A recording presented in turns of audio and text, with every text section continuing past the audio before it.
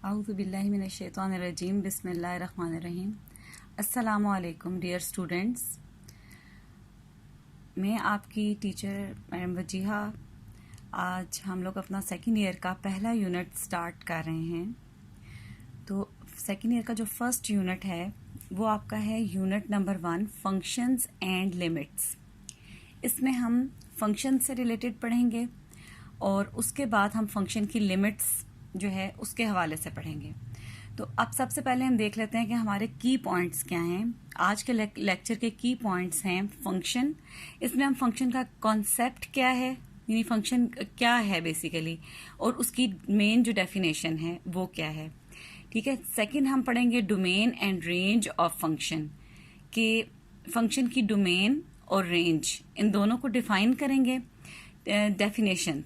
ठीक है। And then definition of independent and dependent variable, dependent and independent variable की definition. Then example number 1, आपके book के page number 2 पे example number 1 जो दी हुई है वो देखेंगे, उसको सॉल्व करेंगे। और question number 1, 2 and 3 of exercise 1.1, ये 3 क्वेश्चन हम लोगों ने एक्सरसाइज 1.1 के करने हैं। अच्छा गर्ल्स, अब अगर आप लोगों ने फंक्शन को डिफाइन करना है तो फंक्शन को डिफाइन करने से पहले कुछ बेसिक डेफिनेशंस हैं जिसका हमें पता होना चाहिए, तब हम फंक्शन को डिफाइन कर सकेंगे। ठीक है। अच्छा, ये डेफिनेशंस आप लोगों ने फर्स्ट ईयर में भी ऑलरेडी पढ़ चुके हैं, लेकिन मैंने यहाँ पे इनकी एक रिवीजन दे दी है ताकि आप लोग दोबारा से इसको रिवाइज कर लें। उसमें सबसे पहले डेफिनेशन आती है सेट। सेट किसको कहते हैं? मैथमेटिक्स में हम कहते हैं a well defined collection of distinct objects is called a set. इसमें आपको दिया हुआ है वेल डिफाइंड, दो टर्म्स इसमें आ रही हैं, वेल डिफाइंड कलेक्शन और डिस्टिंक्ट ऑब्जेक्ट्स। वेल डिफाइंड का मतलब ये होता है कि आपके जो ऑब्जेक्ट्स इस तरह के जो आपको सेट में ऑब्जेक्ट्स दिए हुए हैं उनके हवाले से ऐसी प्रॉपर्टी दी हुई हो जिस प्रॉपर्टी से आप इजीली जज कर सकें कि whether an object belong to the given set और नॉट। जैसे फॉर एग्जांपल देखिए, मैंने सेट यहाँ पे एग्जांपल दी हुई है, set of first 5 natural number. ये सेट वेल डिफाइंड है, यानी अब आपके पास कोई भी नंबर आ जाता है। जैसे आपके पास लेट सपोज आपके पास नंबर आ जाता है, नंबर लेट सपोज आपके पास आ जाता है 7। आपको पता है 7 is not in first 5 natural number, therefore it does not belong to this set. ठीक है।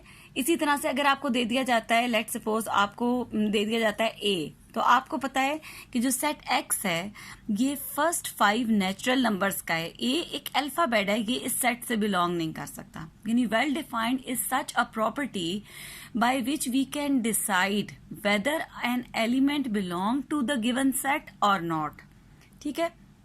नेक्स्ट आपको दिया हुआ है डिस्टिंक्ट। डिस्टिंक्ट का मतलब होता है अलग अलग, यानी सेट के जो एलिमेंट्स हैं वो बिल्कुल अलग अलग हैं, एक जैसे एलिमेंट्स नहीं है, बल्कि हर एलिमेंट डिस्टिंक्ट है। आप देखें इनमें से कोई एक भी एलिमेंट जो है वो रिपीट नहीं हो रहा है, हर एलिमेंट डिफरेंट है। अब इसकी मैंने एग्जांपल एक दे दी आपको, set of first 5 natural numbers, तो ये आपके पास आ गया 1 2 3 4 5, ये सेट ऑफ नेचुरल नंबर्स है, ये वेल डिफाइंड सेट है, और साथ बता दिया कि सिर्फ फर्स्ट 5 नेचुरल नंबर्स हैं। अच्छा, नेक्स्ट आपके पास आ जाती है definition Cartesian product. Cartesian product हम किसको कहते हैं कि अगर आपको कोई से भी 2 सेट्स दिए हुए हैं उसकी अगर आपने प्रोडक्ट फाइंड आउट करनी है, Cartesian product of 2 sets A and B denoted by A cross B is set of all ordered pairs where A is in A and B belongs to B. यानी आपके पास Cartesian product कैसे होती है कि आपके पास एक तो ये प्रोडक्ट 2 सेट्स के दरमियान जो है वो डिफाइन होती है। ठीक है। 2 सेट्स लेट सपोज आपको दिए हुए हैं, ए और बी सेट। जैसे आगे मैंने एग्जांपल ले लिया, अगर ए सेट है लेट सपोज ए बी और बी सेट में एलिमेंट्स हैं 1 और 2, तो ए क्रॉस बी जो आपको दिया हुआ है कार्टेशियन प्रोडक्ट उनकी क्या होगी, जिसमें ऑर्डर्ड पेयर की फॉर्म में हमारे पास एलिमेंट्स हैं। ठीक है। ऑर्डर्ड पेयर की फॉर्म में है, और आप देखें किस तरह से है कि हर ऑर्डर्ड पेयर में एक एलिमेंट ए का है, सेट ए का, और एक एलिमेंट जो है वो सेट बी का है। ठीक है। इसी तरह से आप नेक्स्ट देखें, जैसे A1 A2 फिर B1 B2। ठीक है। तो ये इसको हम कहते हैं कार्टेशियन प्रोडक्ट। आप कोई भी आपको दो सेट्स दिए हुए हों, आप इजीली उनकी कार्टेशियन प्रोडक्ट बना सकते हैं, ठीक है। बाय इसी तरह से आप उनके ऑर्डर्ड पेयर्स बना के कार्टेशियन प्रोडक्ट फॉर्म कर सकते हैं। नेक्स्ट आपके पास आ जाता है रिलेशन। रिलेशन किसको कहते हैं, आप ऑलरेडी भी फेमिलियर है लेकिन फिर भी हम देख लेते हैं। Let A and B be two non empty sets, then any subset of Cartesian product is called a binary relation or simply a relation। यानी आपके पास अगर दो सेट्स ए और बी दिए हुए हैं तो उसकी कार्टेशियन प्रोडक्ट का हम कोई सा भी सबसेट ले लें तो वो रिलेशन कहलाती है। अब फॉर एग्जांपल आप देखें, फॉर एग्जांपल मैंने यही दो सेट लिए हैं, ए सेट जिसमें एलिमेंट्स हैं ए और बी सेट में एलिमेंट्स हैं वन और टू, ठीक है। हमने इनकी कार्टेशियन प्रोडक्ट भी बना ली। अब अगर हम कोई भी सबसेट ले लें, अब सबसेट हम किस तरह ले सकते हैं, सबसेट में एक एलिमेंट भी हो सकता है, दो एलिमेंट्स भी हो सकते हैं, तीन एलिमेंट्स भी हो सकते हैं, चार के चार भी हो सकते हैं, जो इसमें अगर 4 एलिमेंट्स हैं तो 4 भी हो सकते हैं। तो इस तरह से मैंने मुख्तलिफ रिलेशंस बना ली, जैसे A1 A2, इसमें 3 एलिमेंट्स हैं, इसमें 4 एलिमेंट्स हैं। इसी तरह अगर हमने सिर्फ A1 रखा है तो हम सिर्फ B1 भी रख सकते हैं, सिर्फ A2 भी रख सकते हैं, ठीक है। इस तरह से हम रिलेशंस जो हैं वो बनाते हैं, एंड सो ऑन। इसका ये मतलब है कि और भी रिलेशंस जो हैं वो बनाई जा सकती हैं, ठीक है। तो ये हमारे पास कहलाती है रिलेशन, यानी आपके पास कार्टेशियन प्रोडक्ट का कोई भी सबसेट ले ले तो वो रिलेशन कहलाती है। अब देखें कि फंक्शन जो है बेसिकली वो एक स्पेशल टाइप ऑफ रिलेशन ही है, इसीलिए मुझे पहले डिफाइन किया है कि सेट क्या है, सेट के बाद हमने डिफाइन किया कि कार्टेशियन प्रोडक्ट क्या है, कार्टेशियन प्रोडक्ट के बाद हम आए हैं कि रिलेशन क्या है, तो रिलेशन के बाद फंक्शन क्या है। Function is a special type of relation. अब किस टाइप की रिलेशन है, अब इसकी दो डेफिनेशन यहाँ पे मैं आपको दे रही हूँ। Let A and B be two non-empty sets. Number 1, F is a relation from A to B. यानी आपके पास फंक्शन कब होगा, सबसे पहले F जो है वो रिलेशन हो from A to B. That is F is a subset of Cartesian product of A and B. Second, आपके पास क्या क्राइटेरिया फुलफिल हो रहा हो कि domain of F is equal to A, ठीक है। और थर्ड क्या है कि no two ordered pair have same first element in F, ठीक है। अच्छा, अब इसमें आपके पास डोमेन के बारे में वैसे तो मैंने आगे आपको बताना है, लेकिन फिर भी मैं आपको समझाने के लिए बता देती हूँ। जैसे देखें R1 रिलेशन है, अगर हमने इसकी डोमेन लिखनी है तो आप देखें इसकी आपके पास डोमेन क्या होगी, domain of R1 is equal to A, क्योंकि इसमें एक ही ऑर्डर्ड पेयर है और उसका फर्स्ट एलिमेंट जो है वो A है। तो डोमेन होती है, हम ऑर्डर्ड पेयर की फॉर्म में अगर रिलेशन को लिख रहे हैं तो उसमें फर्स्ट एलिमेंट जो आपके पास आ रहा है उसको अगर हम एक सेट की फॉर्म में लिख दें तो वो डोमेन कहलाती है। और इसी की अगर हम रेंज लिखें तो रेंज ऑफ R1 हमारे पास क्या आ रही है, range of R1 is equal to 1। इसी तरह से अगर मैं R2 की डोमेन और रेंज लिखूं, domain of R2 is equal to A, क्योंकि ए ही 2 दफा रिपीट हो रहा है तो हमने डोमेन में उसको 1 दफा लिखना है। और इसकी अगर आपने रेंज लिखनी है तो इसकी range of R2 is equal to 1 2, ठीक है। इसी तरह से हम यहाँ पे लिख लेते हैं, लेट सपोज R3 की भी लिखें अगर हम लोग, domain of R3 is equal to A B और range of R3 is equal to R3 is equal to 1 2, ठीक है। तो इस तरह से अब क्या है कि अगर कोई रिलेशन फंक्शन है तो उसकी डोमेन सेट A के इक्वल होनी चाहिए। जैसे आप देखें R3 में जो आपके पास डोमेन ऑफ R3 है वो सेट A के इक्वल है, ठीक है। इसी तरह से यहाँ पे मैं एक और भी रिलेशन ठीक है, एक और भी रिलेशन लिखते हैं हम। जैसे हमने यहाँ पे R4 लिखा है, R5 लिखा है, मैं एक R6 लिखती हूँ। R6 में हम एलिमेंट्स ले लेते हैं A1 B1, ठीक है। अगर हम इसकी डोमेन निकालें तो इसकी डोमेन हमारे पास बनती है R6 की A B और रेंज ऑफ R6 क्या बनता है 1।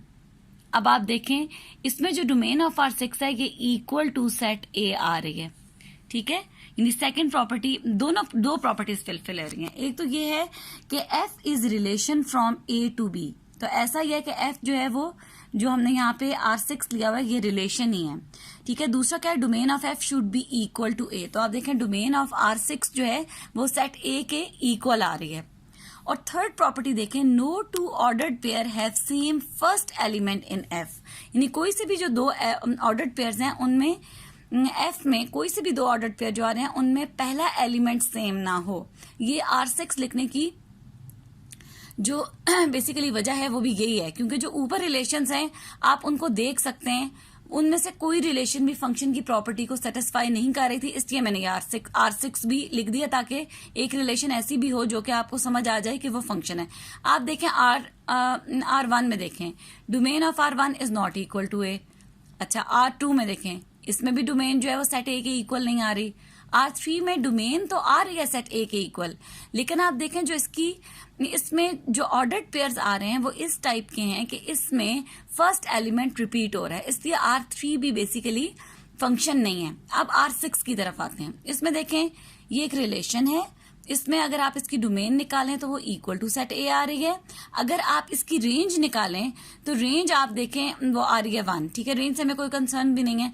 अब देखें इसमें no two ordered pair have same first element, जो भी ऑर्डर्ड पेयर्स आ रहे हैं उनमें पहला एलिमेंट डिफरेंट है, सेकंड एलिमेंट से हमारा कंसर्न नहीं है, सेकंड एलिमेंट सेम हो सकता है लेकिन फर्स्ट एलिमेंट डिफरेंट होना हो, ठीक है। तो एक तो आपके पास ये डेफिनेशन है फंक्शन की कि if f is a relation from A to B, domain of f equal to A, और no two ordered pair have same first element in f, ठीक है। अब ये डेफिनेशन बेसिकली आप लोग फर्स्ट ईयर में पढ़ चुके हैं और इससे रिलेटेड हम लोग क्वेश्चंस भी करते थे, ऑर्डर्ड पेयर की फॉर्म में फंक्शन को हमने लिखने से रिलेटेड कुछ क्वेश्चंस भी किए हुए हैं।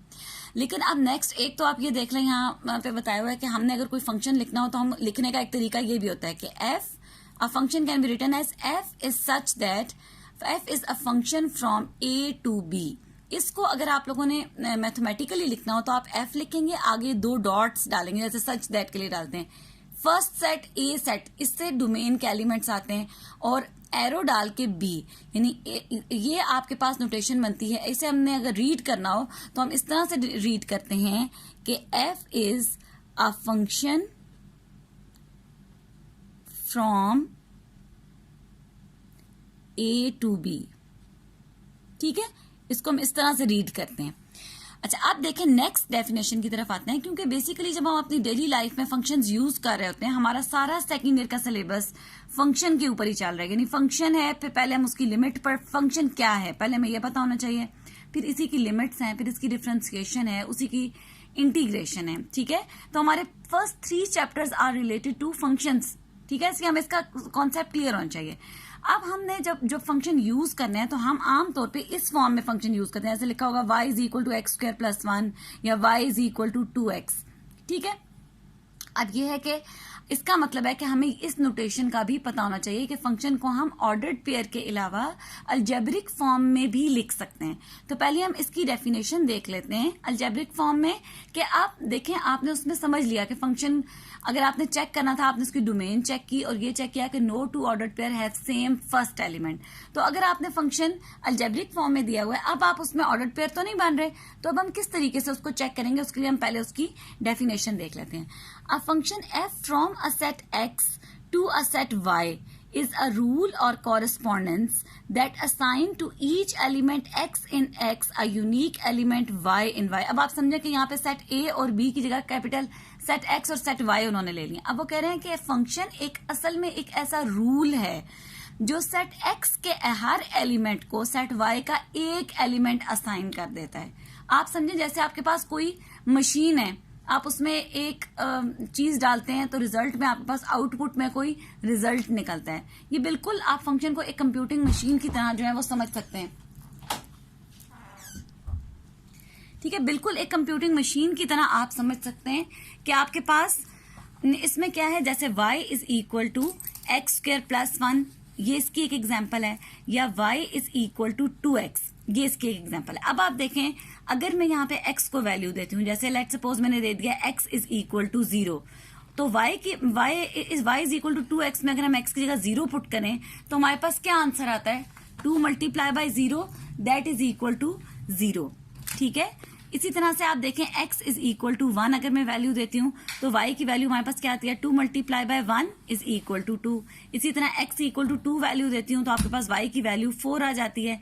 x इक्वल टू 3 अगर मैं वैल्यू देती हूँ तो y की वैल्यू हमारे पास 6 आ जाती है। आपने सिंपल क्या किया है, पहले x की जगह 0 पुट किया तो आपके पास 0 आ गया, फिर आपने x की जगह पे यहाँ पे 1 पुट किया तो उसकी जगह पे आपके 2 multiply by 1 is equal to 2। इसी तरह आपने जब x की जगह पे जो है वो यहाँ पे 2 पुट कर दिया तो 2 2s are 4। इसी तरह x की जगह पे 3 पुट कर दिया तो 3 2s are 6। यानी आपने x को एक वैल्यू दी, यानी x इक्वल टू 0 दिया तो रिजल्ट में y की वैल्यू हमारे पास 0 आ गई। x को आपने वैल्यू 1 दी तो y की वैल्यू हमारे पास 2 आ गई। x को आपने वैल्यू 2 दी तो रिजल्ट में y की वैल्यू हमारे पास 4 आ रही है। इसी तरह x को वैल्यू हमने 3 दी तो रिजल्ट में y की वैल्यू हमारे पास जो है वो 6 आ रही है। इसका मतलब है कि ये जो y equal to 2x is a function, जब आप x को एक वैल्यू देते हैं तो रिजल्ट में y की भी एक ही वैल्यू प्रोड्यूस होगी। अब ये आपने याद रखना है क्योंकि बाज दफा हमारे पास रिलेशन इसी फॉर्म में, अलजेब्रिक फॉर्म में लिखी होती हैं बट दे आर रिलेशंस। अब फर्क हमें इस तरह पता चलता है, फंक्शन क्या होता है कि x की एक वैल्यू के लिए रिजल्ट में एक ही जो है वो हमारे पास रिजल्ट में निकलता है, उसका y की एक ही वैल्यू ऑब्टेन होती है। जबकि अगर हमारे पास कोई रिलेशन दी हुई हो, आप देखें, और मैं आपको एक एग्जांपल देती हूँ, आप देखें y is equal to plus minus under root of x, this is not a function. आपको पता है कि जब हम अंडर रूट का साइन यूज करते हैं तो साथ हमारे पास दो साइन यूज होते हैं, प्लस का भी और माइनस का भी, ठीक है। अब आप देखें ये क्यों फंक्शन नहीं है, because for one value of x we have 2 values of y, that is आप देखें मैं अगर x को एक वैल्यू देती हूँ 1 तो आपके पास आएगा y is equal to plus minus under root of 1। Plus minus under root of 1 का मतलब है प्लस माइनस 1, यानी y के दो आंसर्स निकले। इसी तरह अगर हम x इज इक्वल टू 2 लिखें तो y हमारे पास इक्वल आ जाता है plus minus under root of 2, यानी y की दो वैल्यूज ऑब्टेन होती हैं, ठीक है। अब नेक्स्ट जो है, अब हम लोगों ने नेक्स्ट देखना है